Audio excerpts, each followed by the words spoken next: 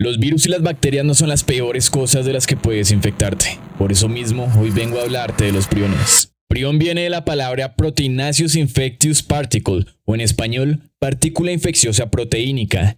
Y es que, como su nombre lo dice, los priones son partículas proteicas, no son microorganismos, son carentes de ADN o ARN, pero al igual que los virus o las bacterias, estos pueden replicarse. Y a diferencia de los anteriores nombrados, estos se replican sin necesidad de genes. Los priones nacen de las PRNP o proteínas priónicas, las cuales están presentes en las células nerviosas, o sea que normalmente se encuentran entre nuestras neuronas. Las PRNP normalmente no generan ningún problema, pero cuando hay una alteración en su estructura secundaria, esta proteína no logra plegarse de forma correcta en su estructura terciaria. Y la forma que tome una proteína en su estructura terciaria define muchas cosas de cómo se va a comportar esta en nuestro cuerpo. Los priones, al ser proteínas, pueden atacar a cualquier organismo que se cruce en su camino, como por ejemplo los venados, vacas y por supuesto los humanos. Una vez que te infectas con un prión, este comenzará a infectar de forma progresiva a otras proteínas PRNP de tu sistema nervioso. Esta infección genera un cambio en su estructura terciaria, por lo que cada proteína cambiada por el prión también puede cambiar a las demás proteínas cercanas que ya han sido infectadas. Y esto llega a tal punto de que se generan microcavidades en el tejido nervioso, dando así lugar a un conjunto de enfermedades llamadas encefalopatías espongiformes. Tal vez tú ya has escuchado sobre la enfermedad de las vacas locas o el caso de los ciervos zombies, pues estas dos enfermedades son causadas por infección de priones. Si comes la carne infectada de priones, también te infectarás tú, como por ejemplo las personas que consumieron carne de vacas infectadas.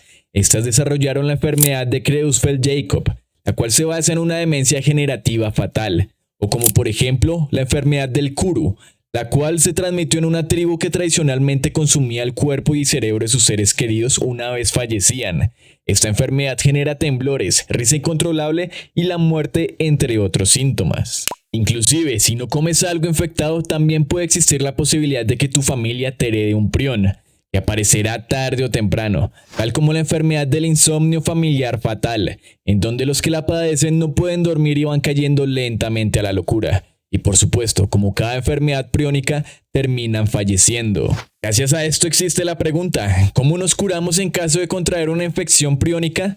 Lastimosamente no se puede curar, pues a que no hay una cura ni tratamiento, y posiblemente si te infectas con un prión, no se den cuenta de esta infección los médicos, sino hasta que ya te estén haciendo la autopsia. Pero también te preguntarás, ¿cómo se puede prevenir una infección priónica? Básicamente, no siendo caníbal, o bueno, en general consumiendo carne de calidad, porque en el caso de conseguir carne infectada y cocinarla, esto no va a eliminar para nada los priones. De hecho, ni la radiación ionizante los puede eliminar.